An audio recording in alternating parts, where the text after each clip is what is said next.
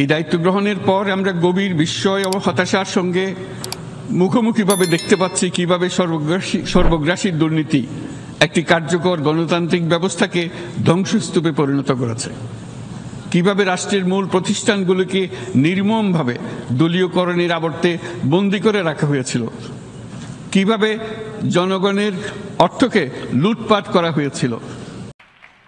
ফিলিস্তিনের মতো বিদ্যমান বাস্তবতা কেবল আরব কিংবা মুসলমানদের জন্যই উদ্বেগজনক নয়, বরং তা সমগ্র মানব জাতির জন্যই উদ্বেগের বিষয়। আসসালামু আলাইকুম বন্ধুরা, আশা করি সবাই ভালো আছেন। আল্লাহর অশেষ রহমত, আমিও ভালো আছি। শুরুতে যে ভিডিওটি দেখলেন, আজকের ভিডিওটি খুবই গুরুত্বপূর্ণ। আশা করি শুরু থেকে শেষ পর্যন্ত আমাদের সাথেই থাকবেন। যে বাংলাদেশের যে তৎকালীন সাবেক প্রধানমন্ত্রী ছিলেন শেখ হাসিনা, তিনিও কিন্তু সবসময় যে ফিলিস্তিনে যে মুসলিম নির্যাতন হয়েছে সেখানে সোচ্চার ছিলেন, ফিলিস্তিনের পক্ষে কথা বলেছেন।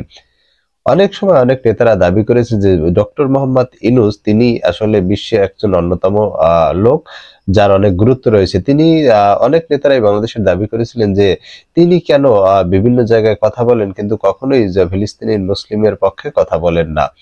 তো এবারে বর্তমান জাতিসংঘের যে অধিবেশন সেখানে কিন্তু বাংলাদেশের প্রধান উপদেষ্টা হিসেবে যোগ দিয়েছেন ডক্টর মোহাম্মদ ইউনূস।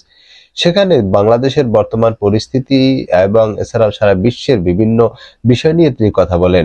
জাতিসংঘের অধিবেশনে কথা বলেছেন, ফিলিস্তিন নিয়ে কথা বলেছেন এবং ফিলিস্তিনি যুদ্ধে বন্ধের জোর দাবি জানিয়েছেন। তো বন্ধুরা চলুন, ডক্টর মোহাম্মদ ইউনূস ফিলিস্তিনি এইদের পক্ষে যে বক্তব্য দিয়েছেন, যুদ্ধ বন্ধ করার জন্য যে জোর দাবি জানিয়েছে জাতিসংঘে, সেই বিষয়টি আমরা তার মুখ থেকেই শুনে আসি। ফিলিস্তিনের মতো বিদ্যমান বাস্তবতা কেবল আরব কিংবা মুসলমানদের জন্যই উদ্বেগজনক নয়, বরং তা সমগ্র মানব জাতির জন্যই উদ্বেগের বিষয়।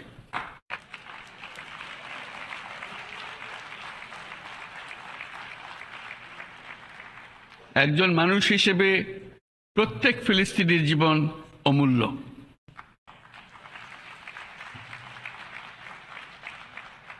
ফিলিস্তিনের জনগণের বিরুদ্ধে যে মানবতা বিরোধী অপরাধ হচ্ছে তার জন্য সংশ্লিষ্ট সকলকে দায়বদ্ধ করতে হবে।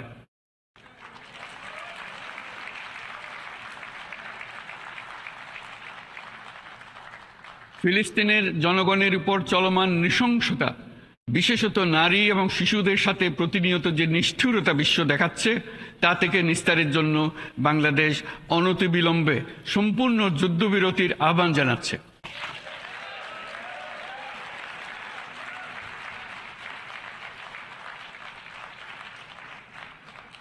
দ্বিরাষ্ট্রভিত্তিক সমাধানেই মধ্যপ্রাচ্যে টেকসই শান্তি আনতে পারবে। তাই জাতিসংঘ সহ আন্তর্জাতিক সম্প্রদায়ের সকলকে এর বাস্তবায়নের জন্য এখনই উদ্যোগ নিতে আহ্বান জানাচ্ছি।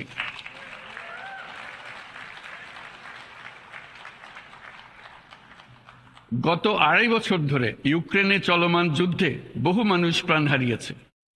এই যুদ্ধের প্রভাব সর্বব্যাপী, এমনকি বাংলাদেশের অর্থনীতিতেও এর নেতিবাচক প্রভাব আমরা অনুভব করছি।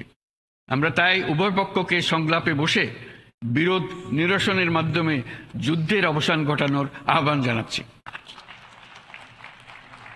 ফিলিস্তিনের পক্ষে ডক্টর মোহাম্মদ ইউনূস যে কথা বলেছেন বা তার বক্তব্য দিয়েছেন সেটি শুনলাম। তো অবশ্যই এছাড়াও ডক্টর মোহাম্মদ ইউনূস বাংলাদেশের একজন প্রধান উপদেষ্টা হিসেবে যখন সেখানে গিয়েছে, আমরা এবার দেখি যে সারা বিশ্বের বড় বড় নেতারা তার সাথে যে আন্তরিকতা দেখিয়েছেন এবং তার সাথে যে সহমর্মিতা দেখিয়েছেন, তা সেই বিষয়টি আমাদের বাংলাদেশি হিসেবে অনেক ভালো লেগেছে। একজন বাংলাদেশি মানুষ হিসেবে তাকে যে সম্মান দেওয়া হয়েছে, সেখানে আমরাও একজন বাংলাদেশি হিসেবে আসলে গর্বিত। জাতিসংঘে বিভিন্ন বিষয় নিয়ে কথা বলেছেন ডক্টর মোহাম্মদ ইউনূস এবং আগামীতে তিনি কেমন বাংলাদেশ চান, কি ধরনের বাংলাদেশ চান, এই বিষয়েও কিন্তু তিনি কথা বলেছেন। তো বন্ধুরা চলুন, আগামীতে তিনি কেমন বাংলাদেশ চান এই বিষয়ে কথা বলেছেন, চলুন আমরা সেটা শুনে আসি। যে রাষ্ট্র কাঠামো দুঃসহ হয়ে গেছে, তার পুনর্গঠনের জন্য আমাদের তরুণরা, দেশের আপামর জনসাধারণ একমত হয়ে আমার এবং আমার উপদেষ্টা পরিষদের উপর আস্থা রেখে সরকার পরিচালনার এক মহান দায়িত্ব আমাদের উপর ন্যস্ত করেছে।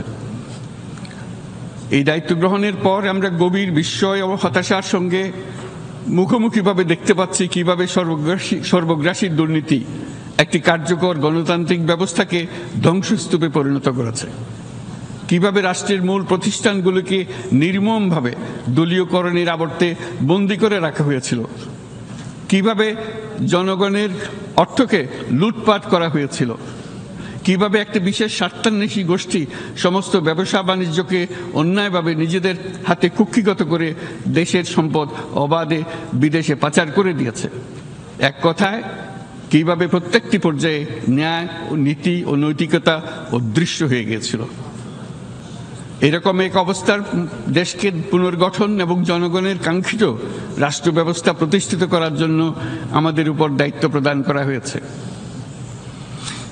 অতীতের ভুলগুলোকে সংশোধন করে একটা প্রতিযোগিতামূলক ও শক্তিশালী অর্থনীতি এবং ন্যায়ভিত্তিক সমাজ ব্যবস্থা গড়ে তোলাই এই মুহূর্তে আমাদের মূল লক্ষ্য। বর্তমান পরিবর্তিত পরিস্থিতিতে সকল রাজনৈতিক দল এখন স্বাধীনভাবে তাদের মতামত প্রকাশ করতে পারছে। যেসব ব্যক্তি বা প্রতিষ্ঠান রাষ্ট্রীয় কাজ ও সিদ্ধান্ত গ্রহণ করার প্রক্রিয়ায় সম্পৃক্ত, তাদের প্রত্যেকের জবাবদিহিতা নিশ্চিত করাই আমাদের অগ্রাধিকার। আমরা মানুষের মৌলিক অধিকারকে সমুন্নত ও সুরক্ষিত রাখতে দৃঢ় প্রতিজ্ঞ। আমাদের দেশের মানুষ মুক্তভাবে কথা বলবে, ভয়ভীতি ছাড়া সমাবেশ করবে, তাদের পছন্দের ব্যক্তিকে ভোট দিয়ে নির্বাচিত করবে, এটাই জাতির আকাঙ্ক্ষা এবং এটাই আমাদের লক্ষ্য। বিচার বিভাগের স্বাধীনতা সংরক্ষণ ও সাইবার ডোমেইন সহ গণমাধ্যমের স্বাধীনতা সুসংহতকরণে আমরা প্রতিজ্ঞাবদ্ধ। আমাদের একজন কৃষক বা একজন শ্রমিকের সন্তানও যেন সমাজের সর্বোচ্চ শিখরে পৌঁছতে পারে, সেই লক্ষ্যে বিশালকার অবকাঠামো নির্মাণের বদলে স্বাস্থ্য ও শিক্ষা খাতে বরাদ্দ বৃদ্ধির আমরা গুরুত্ব আরোপ করছি। তো বন্ধুরা, আমরা ডক্টর মোহাম্মদ ইউনূস যে কথা বলেছেন ফিলিস্তিনির যুদ্ধের বন্ধের ব্যাপারে, এছাড়াও আগামীতে যে ধরনের বাংলাদেশ তারা কামনা করেন সেই বিষয়টি বলেছেন, এই বিষয়গুলো আপনাদের মাঝে উপস্থাপন করলাম। তো বন্ধুরা, আজকের এই ভিডিও এই পর্যন্তই, এবং এই ধরনের নিয়মিত সকল সংবাদ পেতে আমাদের চ্যানেলটি সাবস্ক্রাইব করে আমাদের পাশেই থাকুন। দেখা হবে আগামী ভিডিওতে। সে পর্যন্ত ভালো থাকবেন। আল্লাহ হাফেজ।